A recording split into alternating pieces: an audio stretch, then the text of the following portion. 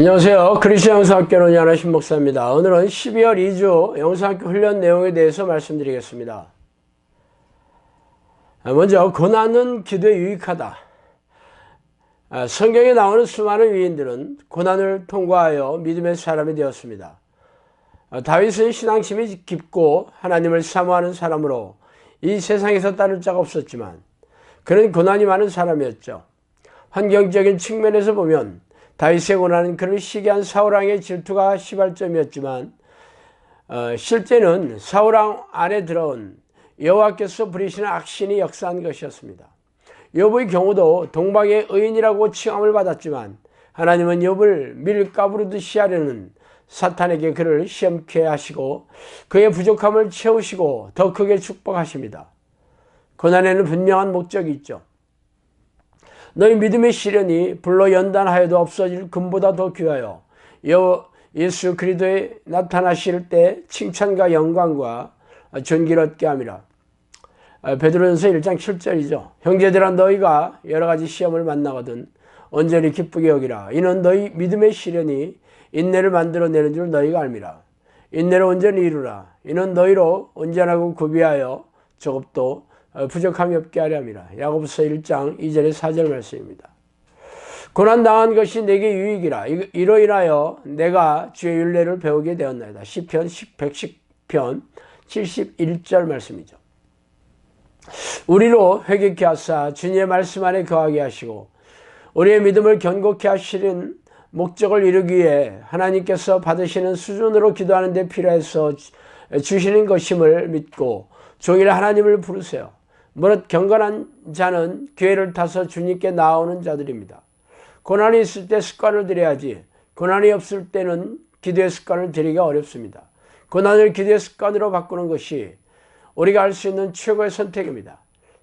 하나님의 완전하심을 믿고 하나님께서 나를 다루시는 방법과 계획에 대해서 전폭적으로 감사할 때 이 모든 것을 통해 선을 이루시는 주님을 경험하게 됩니다.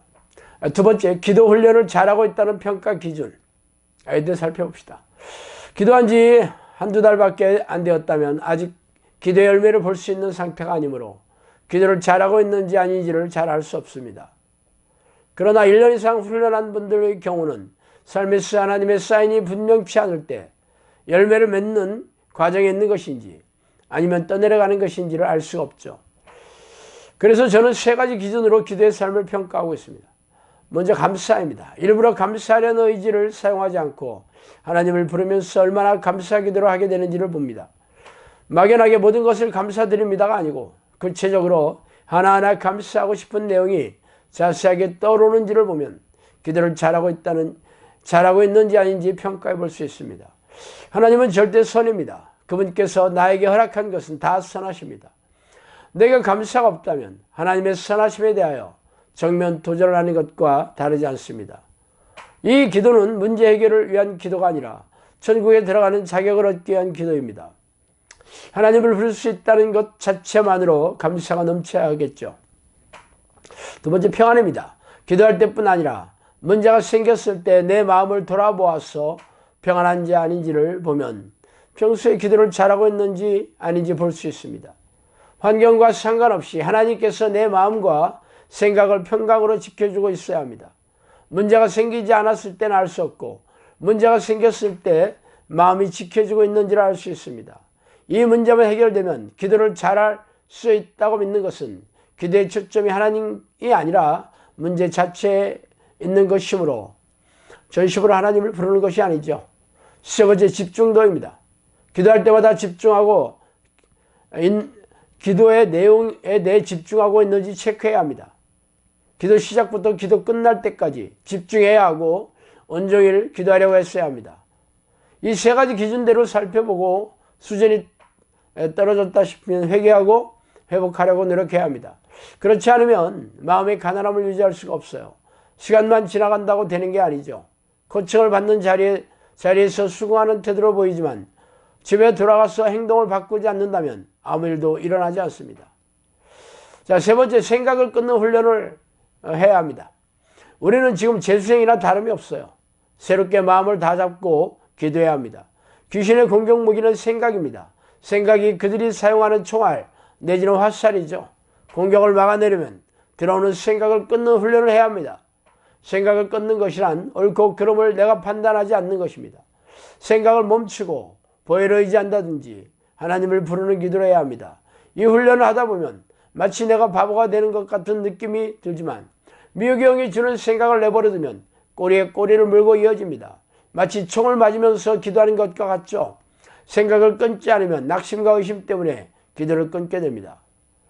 인자와 진리로 내게서 떠나지 않게 하고 그것을 내 목에 매며 내 마음판에 새기라. 그리하면 내가 하나님과 사람 앞에서 은총과 귀중의 여김을 받으리라.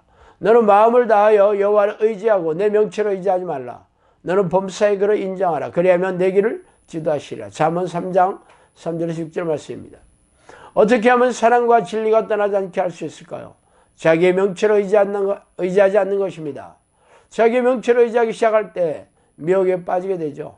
범사에 하나님을 인정한다는 것은 하나님의 주권에 대한 믿음입니다. 모든 것이 하나님의 주권 안에서 일어나는 것임을 믿을 때 어떠한 상황도 나를 찌르거나 넘어뜨리지 못합니다. 나의 경험이나 지혜, 판단을 의지하지 말고 십자가에 못 박으십시오. 우리가 자주 넘어지게 되는 쓴뿌리 같은 죄는 내가 부당한 대우를 받았다는 나의 판단에서 나오는 것입니다. 하나님의 은혜에서 떠나게 되고 다른 사람들도 더러워지게 만듭니다. 항상 판단하려 하는 사람은 마음에 평강이 없습니다. 그의 능하신 손 아래 있음을 믿고 판단하는 자아를 죽이십시오. 판단하는 영역에서는 밀어내주시기 바랍니다. 자, 오늘은 여기까지 하겠습니다. 감사합니다.